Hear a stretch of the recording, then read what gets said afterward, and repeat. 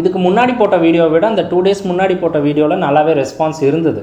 அதில் சில பேர் வந்து கமெண்ட்ஸ் கூட கேட்டிருந்தீங்க. அதாவது இந்த வேர்ட்ஸோட டிஃப்ரென்ஷியேட் என்னன்னு எங்களுக்கு தெரியல, அது கொஞ்சம் எக்ஸ்பிளைன் பண்ண சொல்லி கேட்டிருந்தீங்க. ஃபைன், அது ஒன் பை ஒன்னாக நான் என்னென்னு சொல்கிறேன். ஃபர்ஸ்ட் ஆஃப் ஆல், ஜாபுக்கும் ஆக்குபேஷனுக்கும் என்ன டிஃப்ரென்ஸ்னு உங்களுக்கு தெரியுமா? And then rich and wealthy, அதுக்கு என்ன டிஃப்ரென்ஸுன்றது உங்களுக்கு தெரியுமா? Third one, smart and intelligent, இது ரெண்டுக்கும் என்ன டிஃப்ரென்ஸ் எக்ஸாக்டாக அப்படின்றது உங்களுக்கு தெரியுமா? ஸோ அந்த 3 திங்ஸை மட்டும் இந்த வீடியோவில் நம்ம பார்த்துடலாம் ஒன் பை ஒன்னாக. ஃபஸ்ட்டு, ஜாப் அண்ட் ஆக்குபேஷன், இதுக்குண்டான டிஃப்ரென்ஸ் மட்டும் நட்ராஜ் உங்களுக்கு எக்ஸ்பிளைன் பண்ணுவார்.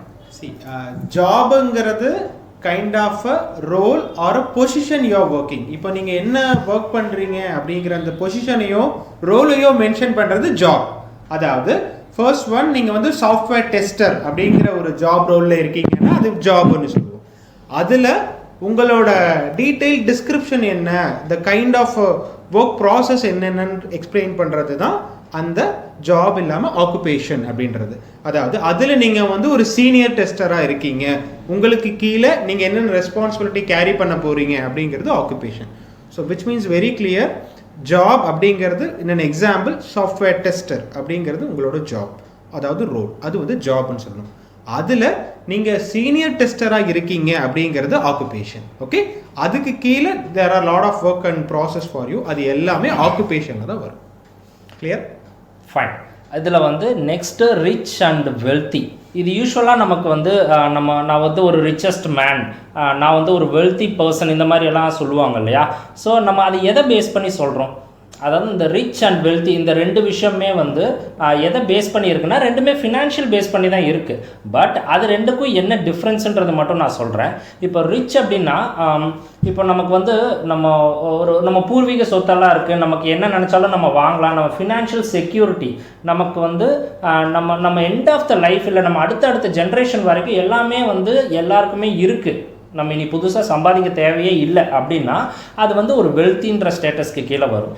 ரிச் அப்படின்னா, இப்போது எனக்கு வந்து எதுவுமே கிடையாது, எனக்கு பேக்கப் எந்த சப்போர்ட்டுமே கிடையாது, பட் இப்போ எனக்கு புதுசாக ஒரு ஜாப் கிடச்சிருக்கு, எனக்கு ஒரு 1 lakh 1.5 lakh சேலரி இருக்குது, இப்போ நான் நினச்சா என்ன வேணாலும் வாங்கலாம், எனக்கு வந்து I am the eligible person for ஒரு 30 lakhs 40 lakhs எனக்கு லோன் கொடுக்குறாங்க, நான் புதுசாக என்ன வேணாலும் வாங்கலாம் அப்படின்னா நான் வந்து அந்த ரிச்சாக நான் இருந்துக்கலாம். அது பேஸ்ட் ஆன் லைஃப் ஸ்டைல், எனக்கு பிடிச்ச மாதிரி கார் வாங்கலாம், எனக்கு பிடிச்ச மாதிரி வீடு வாங்கலாம், எனக்கு பிடிச்ச மாதிரி வாட் எவர் இட் இஸ் நான் வாங்கலாம். அப்போ வந்து அது ரிச்சான லைஃப் ஸ்டைல் கீழே வரும். பேக்கப் சப்போர்ட் எல்லாமே நமக்கு அடுத்த ஜென்ரேஷனுக்கு சேஃப்டியாக இருந்தது அப்படின்னா யூ ஆர் வெல்த்தி. இப்போ நீங்கள் சம்பாதிக்கிறத வச்சு நீங்கள் எல்லாமே அனுபவிக்கிறீங்க அப்படின்னா, அந்த டெம்பரவரி ஏர்னிங்ஸை வச்சு நீங்கள் எல்லாமே பண்ணுறீங்கன்னா யூ ஆர் ரிச். ஸோ இது ரெண்டும் தான் ரிச் அண்ட் வெல்த்திக்குள்ள டிஃப்ரென்ஸ். கரண்ட் இன்கம் வந்து ரிச்சில் சொல்லுவோம். ஆமாம், கரண்ட் இன்கம் வந்து ரிச்சில் சொல்லுவோம். ஃபைன். அண்ட் ஃபினான்ஷியலாக ஒரு அசட் இருக்குது அப்படின்னா அது வந்து வெல்த்தி. ரைட்.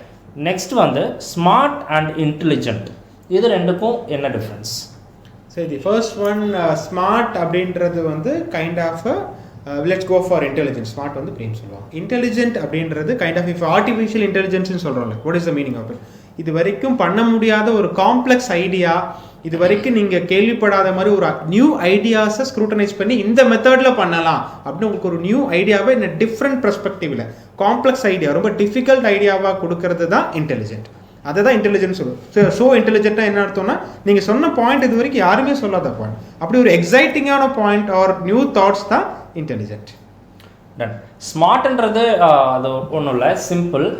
இப்போ ஒரு ஸ்மார்ட் வாட்ச்சு, ஸ்மார்ட் டிவி, இப்போ எல்லாமே ஸ்மார்ட் ஆகிட்டு இருக்கு அப்படின்னு சொல்கிறோம் இல்லையா? ஸ்மார்ட் இஸ் லைக் ஒரு விஷயத்தை வந்து ஸ்பாட்டில் நம்ம ஒரு திங்க் பண்ணி அதை ரெக்டிஃபை பண்ணுறது.